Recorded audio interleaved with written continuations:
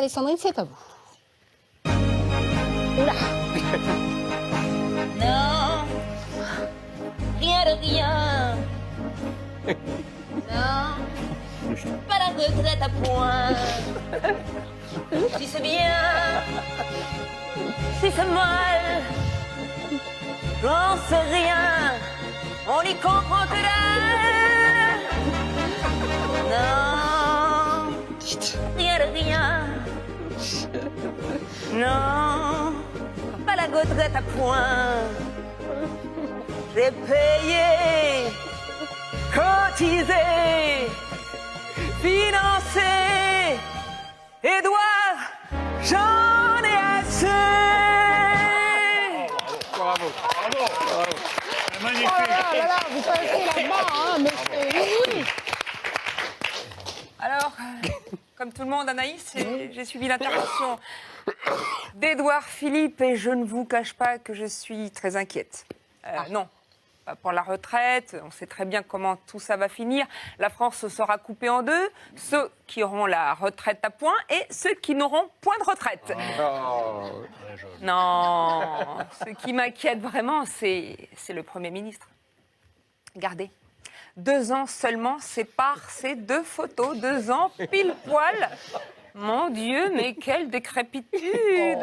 Alors, sur la photo de gauche, on est en 2017, on est sur une quarantaine conquérante, on vient d'être nommé à Matignon, on est content, et oui, on est content, mais on est content. Alors, on sent le côté touffu, de la barbe touffue, si j'ose dire, le côté touffu, tout flamme. On a le poil noir, lustré, et d'ailleurs, ça faisait des lustres qu'on n'avait pas eu un chef de gouvernement affichant avec fierté une telle pilosité. Le dernier en date, c'était Paul Ramadier en 1947. Tout le monde, n'est-ce pas, se souvient de Paul Ramadier.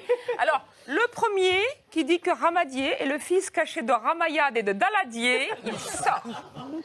Paul Ramadier fut également le ministre des Finances de Guy Mollet et on lui doit la création de la vignette automobile. Déjà à l'époque, on cherchait de l'argent pour financer la retraite.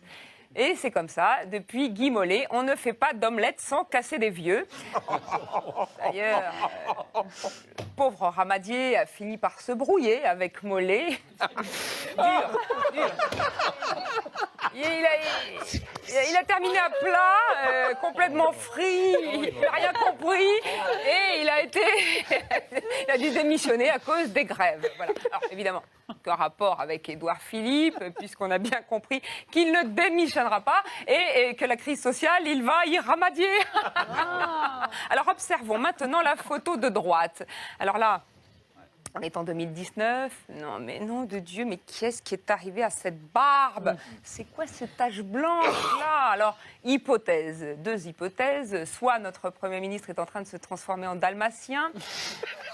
Mais c'est les dalmatiens, Anaïs, animal têtu, mais très affectueux avec les personnes âgées. Alors, pas bête, hein, pour faire passer la réforme des retraites. Deuxième hypothèse, c'est un problème médical et c'est pourquoi j'ai fait appel à Maria Carmen Pilar, chef Ça faisait longtemps. du service psychodermatologique à Sciences Po. Alors, s'il vous plaît, agrandissez-moi sa photo. Ah mon Dieu, qu'est-ce que j'ai redouté. On est dans un cas sévère des canicies aiguës causées par un stress oxydatif intensif. Oui, j'ai bien dit canicie et pas calvitie, bien que le patient cumule ici les deux, canicie et calvitie aussi. Le blanchiment est un problème récurrent en politique et ce depuis Michel Noir. Ah, celui-là, qu'est-ce qu'il a blanchi? Oh là là, dire qu'on l'a connu tout jeune, quasiment en culotte courte à l'époque de la guerre des Botons. Alors,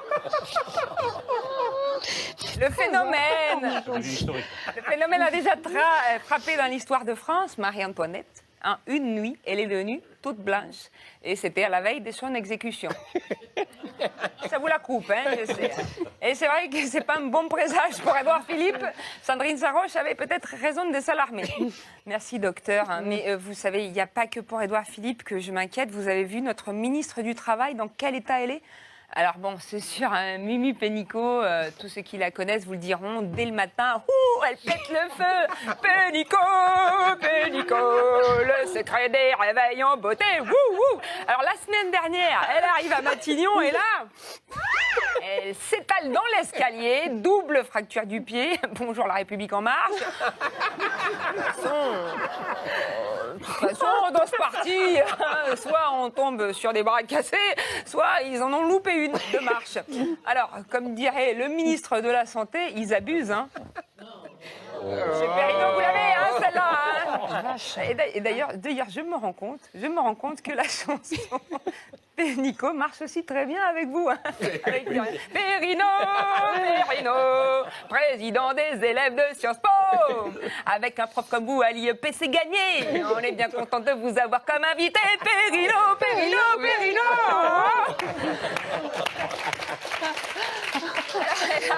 Alors là, je ne sais pas vous, Anaïs, mais je sens pointer l'angoisse chez nos téléspectateurs. Tout le monde se demande si c'est ça la chanson de la fin. Oui, je vois pas pourquoi moi aussi je ferais pas un petit peu la grève de la chanson. Mais bon, si vraiment vous insistez. Ah bah bien sûr. Ah bon, je vois que tout le monde tient sa patience. Une chanson. Avec mes annuités à l'agir qu'est l'arco, je me voyais retraité. Je comptais partir plus tôt. Et quand j'entends Philippe avec ses trémolos, je vous le dis, moi je flippe à cause de l'âge pivot. Non, rien de rien. Non, pas la retraite à point. Si c'est bien, j'en sais rien. J'en sais rien. J'en sais rien, encore une fois. On n'y comprend que dalle.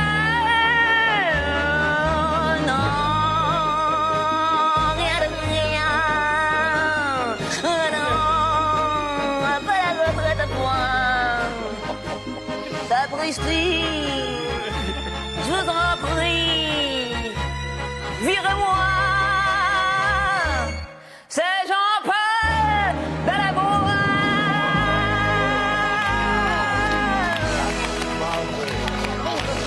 Votre imitation de Pierre, c'est quand même génial. Voilà, magnifique. Ah ouais. Magnifique. Là, on va tous se précipiter du jeudi au samedi à 21h15 bien. au Palais des Glaces. Et oui, ça va avec la grève?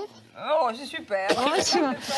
Et tous les gens qui viennent et Mais je les évidemment. remercie, je vous adore. Ah, vraiment, Bon, c'est voilà. formidable. Ben, eux aussi, ils vous adorent. Ah, Nous ouais. aussi, on vous adore. Et puis tous les jeudis, Oui, hein, Sur RTL, sur RTL, dans l'émission de l'émission. Stéphane Bern, absolument. qui s'appelle À la bonne heure. À la bonne heure, tout à fait. Bon.